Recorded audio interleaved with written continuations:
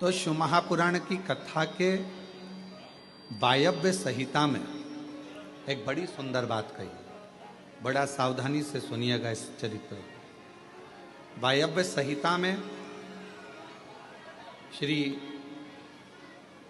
वेदव्यास जी वर्णन कर रहे हैं और वायव्य संहिता के अंतर्गत वेदव्यास जी कहते हैं कि अगर तुम मंदिर तक ना जा सको, तुम शिव पर एक लोटा जल चढ़ाने के लिए अपने नज़दीक के शिवालय में देवालय में ना जा सकें, कोई मंदिर नज़दीक नहीं है, कोई शिवालय नज़दीक नहीं है, तो वायव्य संहिता में वेदव्यास जी कहते हैं कि अपने घर में यदि बेलपत्र का वृक्ष है, बेलपत्र का छोटा सा भी अगर पौधा है, तो उसमें थोड़ा भी जल आप प्रतिदिन चढ़ा रहे हो तो समझ लेना कि 12 ज्योतिर्लिंग में आप जल चढ़ा रहे हो। 12। ये वायव्य संहिता कर। मान लो मंदिर नजदीक में नहीं है, बीमारी बहुत ज्यादा है, तकलीफ बहुत ज्यादा है, और कहा हमने कथा में सुना है कि जल चढ़ाने जाना चाहिए, तो वहां बेलपत्र का अपने गमले में एक छोटा सा पौधा लगा, छोटा सा पौधा, और छोटा सा पौधा लगाकर उस पौधे की परवरिश करो, जल चढ़ाओ। जब वो पौधा बड़ा हो जाए तो किसी बगीचे में जाकर कहीं शिवालय में, देवालय में, कहीं पर एकांत में उस पौधे को लगा दो। जैसे तुलसा जी को बड़ा कर कर तुलसा जी का मंगल विवाह शालिग्राम जी से होता है, देव उठनी एकादशी पर शालिग्राम बाबा के साथ मंगल विवाह किया जाता है, वैसे ही बेलपत्र के पौधे को बड़ा कर कर उसको भी शिव को समर्पित किया जाता है, भगवान शंकर को समर्पित किया जाता। पर उस पौधे को पहले आपको बड़ा करना पड़ता है। पहले जैसे बेटी को बड़ा करते हैं और फिर उसका कन्यादान करते हैं, बेटी को बड़ा कर कर कन्यादान देते हैं, उसी तरह से बेलपत्र के पौधे को बड़ा कर कर उसकी आराधना साधना कर कर फिर उसका दान दिया जाए। कई लोग बड़े विचित्र हैं कि भाई हमको बेलपत्री का पौधा दान करना है, कुबरेश्वर धाम आए, उज्जैनी गए, किसी गुरुजी के यहाँ गए और बाजार में से पौधा ले लिया और बेलपत्र का पौधा दान कर दिया। उसको कम से कम थोड़ा समय अपने घर में तो रखो। गौदान का नियम मालूम है आपको? कितना लोग जानते हैं गौदान के नियम को?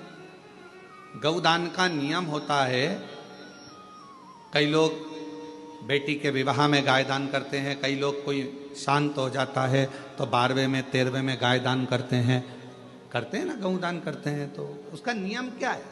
गौदान का नियम होता है कि गाय को अगर दादा परदादा के लिए दान कर रहे हो, वो चले गए, शांत हो गए, उनके 12वें में, उनके 13वें में, उनके 1 महीने के बाद अगर आप दान कर रहे हो, 12वें 13वें में दे रहे हो, या कन्यादान बेटी का कर रहे हो, उसमें गौदान कर रहे हो, या तुम्हारा मन हुआ का गौदान करना है हमारे पूर्वजों, तो पहले उस गाय बछड़े को अपने घर में रखकर उसकी सेवा करना पड़ेगी 1 रात्रि 2 रात्रि, उसके बाद गौदान करो।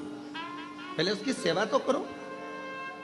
आपने तो डायरेक्ट फोन कर कर कह दिया गाय लियाना, दान करना है, पंडित जी ने संकल्प छुड़ाया, गाय दरवाजे पर आई और 1 मिनट में संकल्प छूटा, पंडित जी से कहा ले जाओ गाय, लेके जाओ जल्दी से, गाय बछड़ा लेकर जाओ। पंडित जी गाय बछड़ा लेकर चले, गाय बछड़ा पंडित जी लेकर चले। ये श्रेष्ठता नहीं।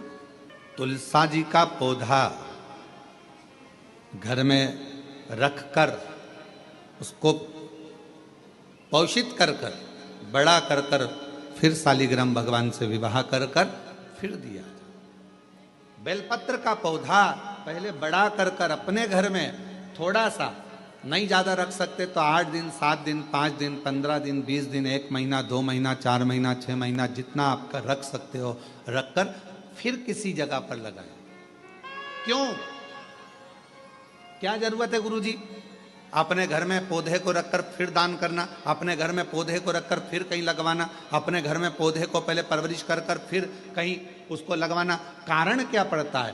कारण एक है, वायव्य संहिता शिव महापुराण की कहती है, अगर हमने किसी बेलपत्र के पौधे को अपने घर में रखकर 5 दिन 7 दिन 1 महीना 15 दिन 6 महीना उसको परवरिश करा, तो हमारे घर का कितना भी नेगेटिवता, कितनी भी हमारे घर में कुछ भी गंदा हो रहा है, कुछ गलत हो रहा है, कोई गलत हो रहा है, कोई झूठ बोल रहा है, कोई पाप कर्म हो गया हमारे घर में, इस भूमि पर जिसमें हम रहते हैं, उस घर में एनर्जी अगर नहीं है, तो आपने उस पौधे को अपने घर में रखकर उसका परवरिश कर 15 दिन, 7 दिन, 1 महीना, 2 महीना, 6 महीना, 8 महीना, जितना तुम्हारा मन कर जाए, 1 दिन, 2 दिन, जितना मन कर, उसके बाद पौधे को कहीं लगवा।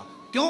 वो हमारे घर का पूरा गलत जो भी विचार होंगे, गलत सोच, गलत विचार, गलत ऊर्जा, वो पौधा ग्रहण कर लेता है। बेलपत्र का पौधा अपने अंदर उतार लेता है और बाद में फिर वो बेलपत्र के पौधे को हम ले जाकर कहीं रोपित कर देते हैं, तो उसकी ऊर्जा हमारे घर पर हमेशा रहती है, हमेशा। कैसे?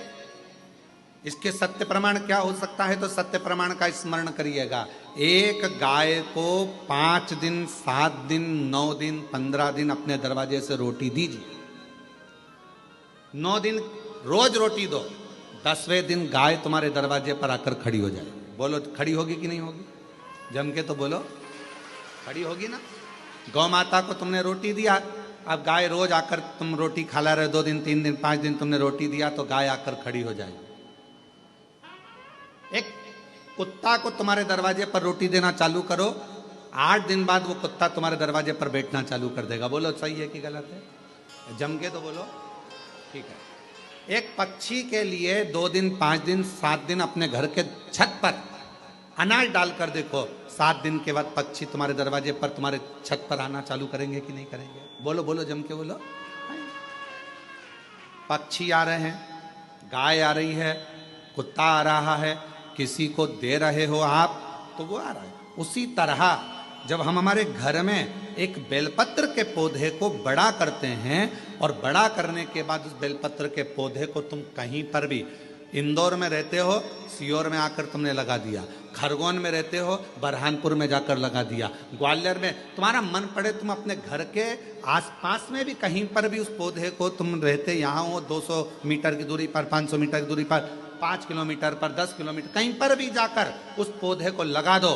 वो पौधा तुम्हारे घर में कितनी भी नेगेटिवता रहेगी, वो पौधा अपने आप तुम्हारे घर की गंदगी को खींचता रहेगा, नेगेटिवता को खींचता रहेगा, कहीं पर भी रहे।